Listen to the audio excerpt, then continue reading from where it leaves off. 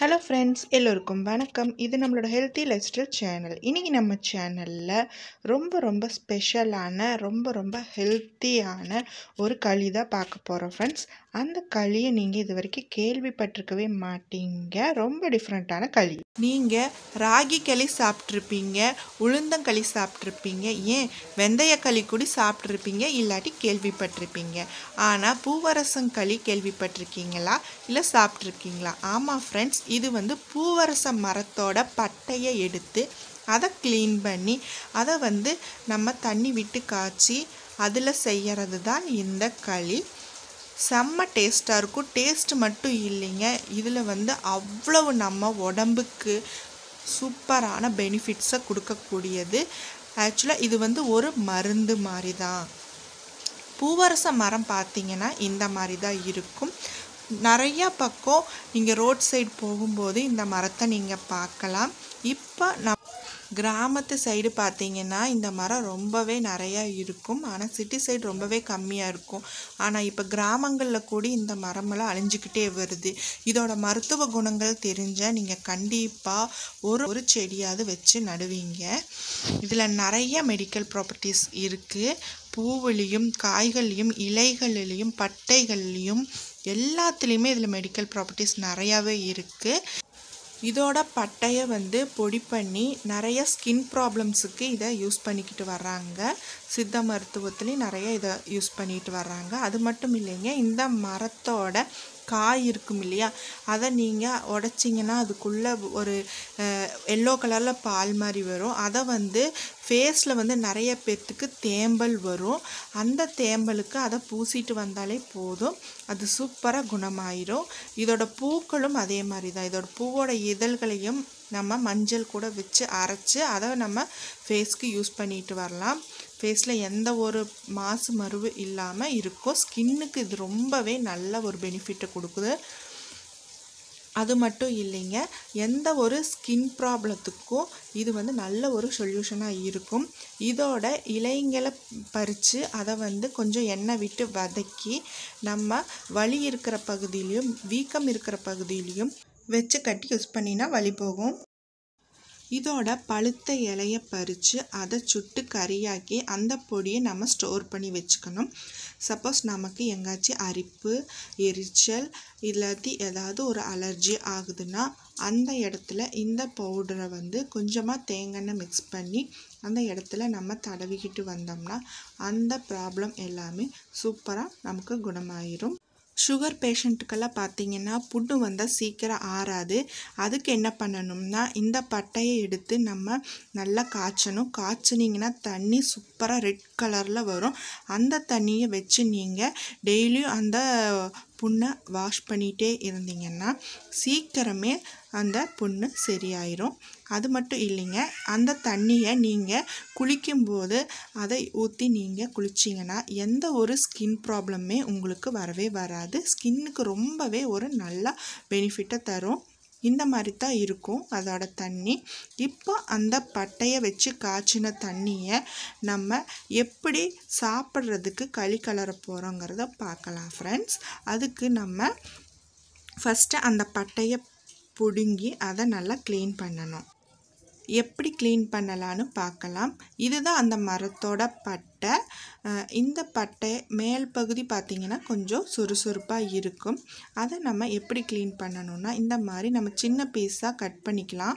Cut பண்ணிவிட்டு அந்த மேல் இருக்கிற பகுதியை கத்தி வச்சு கொஞ்சம் கொஞ்சமாக செத்தி எடுத்தோம்னா அந்த மேல் பகுதியெல்லாம் நமக்கு போய் கிடைக்கும். உள்பகுதி மட்டும்தான் நம்ம யூஸ் பண்ணணும். இந்த மரம் பார்த்திங்கன்னா 200 வருஷங்கள் வாழக்கூடிய மரம். ஆக்சிஜன் நிறைய ப்ரொடியூஸ் பண்ணக்கூடிய மரங்களில் இதுவும் ஒன்று. அதனால தான் நம்ம முன்னோர்கள் நம்ம கிராமத்தில் நிறைய மரங்களை வச்சு வளர்த்தாங்க.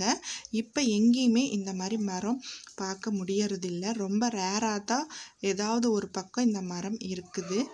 ஸோ நம்ம வீட்டுக்கு முன்னாடி இடம் இருந்தால் கண்டிப்பாக இந்த மரத்தை வச்சு நீங்கள் வளர்த்திக்கோங்க. இந்த மரத்தினால நமக்கு நிறைய நன்மைகளே தவிர தீமைகள் எதுவுமே கிடையாது. இப்போது இதை வந்து பொடி பொடியாக கட் பண்ணி நல்லா கழுகி எடுத்துக்கிறாங்க. இந்த மாதிரி பொடி பொடியாக அந்த பட்டையை நீங்கள் கட் பண்ணிக்கோங்க. அந்த காலத்துலையெல்லாம் உலக்கையில் வச்சு நல்லா குத்துவாங்களாமா, அது நல்லா பொடி பொடியாக ஆயிரும்னு சொன்னாங்க.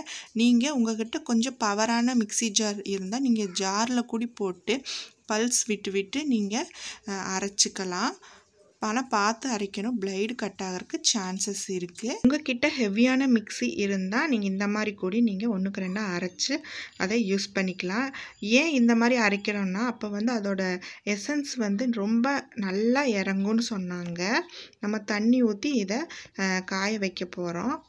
நம்ம இதை காய்ச்சும் போது இதோட கலர் பாருங்கள் எவ்வளோ சூப்பராக மாறுதுன்னு. இதுக்கு வந்து நிறைய தண்ணி ஊற்றி நீங்கள் இதை காய்ச்சிக்கணும். அப்போ தான் இதோட எசன்ஸ் வந்து நமக்கு ஃபுல்லாக கிடைக்கும். இது வந்து கொஞ்சம் பொங்கி பொங்கி வரும், அதனால நீங்கள் கொஞ்சம் கம்மியாக தண்ணி ஊற்றிக்கோங்க. அப்புறம் அது நல்லா கொதித்து வரும்போது இன்னும் கொஞ்சம் கூடி நீங்கள் அதில் தண்ணி ஊற்றி நீங்கள் கொதிக்க வச்சுக்கலாம். பாருங்கள் இது எவ்வளோ கலர் எவ்வளோ டிஃப்ரெண்ட் மாறி இருக்குன்னு பாருங்கள். நல்லா ரெட் கலரில் உங்களுக்கு தண்ணி நல்லா கிடைக்கும். அப்படி ஆனால் தான் உங்களுக்கு ஃபுல்லாக எசன்ஸ் இறங்கி இருக்குதுன்னு அர்த்தம். இப்போ களி கலர்றதுக்கான தண்ணி வந்து நமக்கு ரெடி ஆயிடுச்சு. இந்த தண்ணியை யூஸ் பண்ணி தான் நம்ம களி கலர போகிறோம்.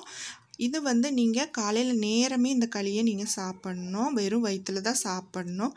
ஸோ உங்களுக்கு காலையில் இதெல்லாம் செய்யறதுக்கு டைம் இல்லாட்டி இந்த தண்ணியை நீங்கள் நைட்டே கூட நீங்கள் ரெடி பண்ணி வச்சுக்கலாம். காலையில் அதை ஊற்றி நீங்கள் கலரிக்கலாம்.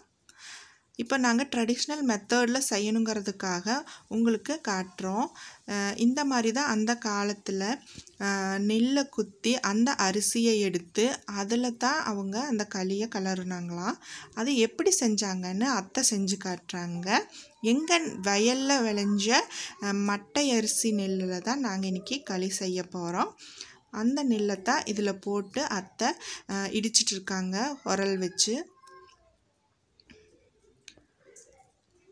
அந்த இடித்த நெல்லை பாருங்கள் எவ்வளோ சூப்பராக இருக்கும், ரொம்ப கலர்ஃபுல்லாக இருக்கும். மட்டை அரிசி அவ்வளவு நல்லது நம்ம உடம்புக்கு.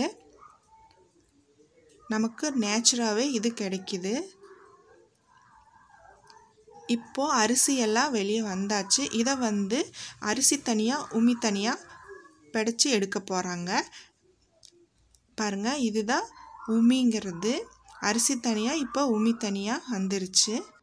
இந்த களிக்கு பார்த்திங்கன்னா பச்சரிசி தான் நம்ம யூஸ் பண்ணணும். நாங்கள் இதில் பச்சரிசி தான் எடுத்திருக்கோம். நீங்கள் வந்து மட்டை அரிசி தான் எடுக்கணும்னு அவசியம் இல்லை. நீங்கள் நார்மல் பச்சரிசி இருந்தால் கூடி போதும், அதில் கூடி நீங்கள் இந்த களி கலரலாம். நாங்கள் இந்த அரிசியை வந்து நல்லா ஊற வைக்க போகிறோம். ஊற வச்சு நம்ம இதை மிக்சியில் அரைச்சி எடுத்துக்கலாம்.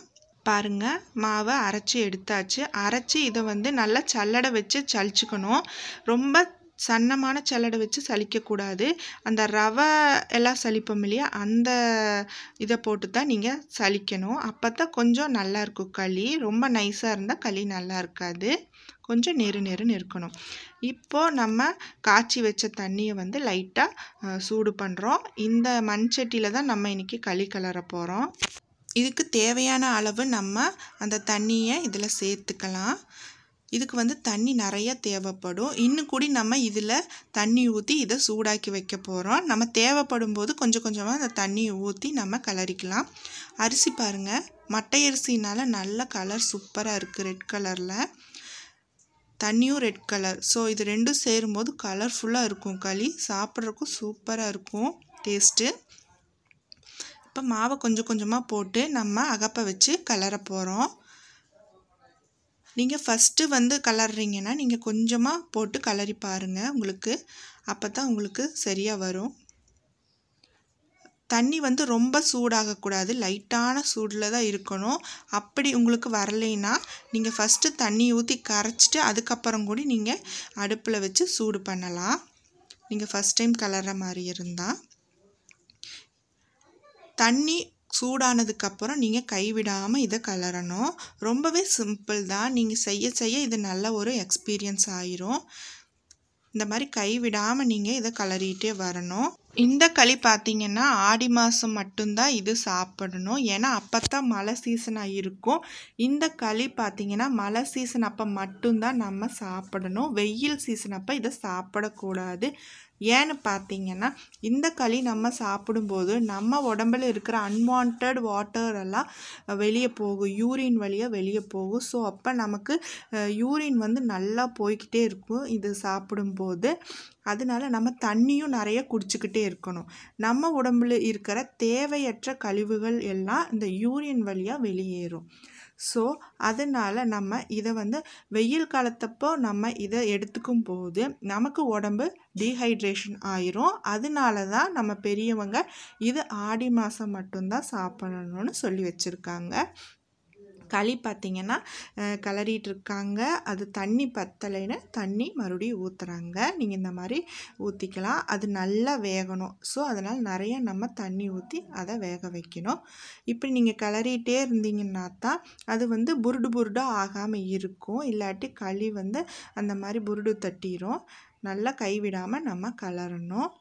இது வந்து நீங்கள் வெந்துருச்சான்னு டெஸ்ட் பண்ணுறதுக்கு தண்ணியை தொட்டு இந்த மாதிரி களியை தொட்டு பார்த்தீங்கன்னா அது ஒட்டாமல் வரணும். இப்படி ஒட்டாமல் வந்தால் தான் களி நல்லா வெந்திருக்குதுன்னு அர்த்தம். கையில் ஒட்டுச்சுன்னா இன்னும் களி வேகலைன்னு அர்த்தம். இன்னும் நம்ம தண்ணி ஊற்றி நல்லா கிளறணும். இப்போ நம்மளோட ஆடி மாதம் பூவரச மர களி சூப்பராக ரெடி ஆயிருச்சு. இப்போ இதை வந்து எப்படி சாப்பிடணும்னு பார்த்தீங்கன்னா இது கூட நல்லெண்ணெய் சேர்த்து நீங்கள் சாப்பிடலாம், ரொம்ப நல்லது. அப்படி இல்லாட்டி நீங்கள் வெல்லம் இருக்கு இல்லையா, அதை வந்து பாகு மாதிரி காய்ச்சி நீங்கள் அது கூட தொட்டு சாப்பிடலாம். ரொம்ப ரொம்ப டேஸ்டியாக இருக்கும். இது வந்து 3 days தான் நீங்கள் சாப்பிடணும். அப்படி இல்லாட்டி ஒரு 5 days சாப்பிட்லாம். ரொம்பலாம் நீங்கள் சாப்பிடக்கூடாது. ஏன்னா இது ஒரு மருந்து தான். மருந்து வந்து நம்ம எப்போவுமே லிமிட்டாக தான் சாப்பிட்டுக்கணும். அதுதான் உடம்புக்கு நல்லது. இந்த வீடியோ உங்களுக்கு ரொம்ப ரொம்ப யூஸ்ஃபுல்லாக இருந்திருக்குன்னு நினைக்கிறேன். உடனே போய் ஆடி மாதம் மழை சீசன் முடியறதுக்குள்ளே இந்த களியை செஞ்சு சாப்பிடுங்க. இதோட பெனிஃபிட்ஸ் உங்களுக்கு பிடிச்சவங்களுக்கு கிடைக்கணும்னு நினைக்கிறீங்களா? ஸோ உங்கள் ஃப்ரெண்ட்ஸ் அண்ட் ஃபேமிலிஸ் ஷேர் பண்ணுங்கள். இந்த வீடியோ பிடிச்சிருந்தா லைக் பண்ணுங்கள். நெக்ஸ்ட்டு வீடியோவில் மலையாளி செய்யக்கூடிய ரொம்ப ரொம்ப டேஸ்டியான ரொம்ப ரொம்ப ஹெல்த்தியான ஆடி மாதம் கஞ்சி எப்படி செய்யறதுங்கிறத போட போகிறேன். ஸோ மறக்காமல் நம்ம சேனலை சப்ஸ்கிரைப் பண்ணி பெல் பட்டனை கிளிக் பண்ணி வச்சுக்கோங்க. அப்போ தான் நான் போடுற வீடியோஸ் எல்லாம் நீங்கள் பார்க்க முடியும். Thank you friends.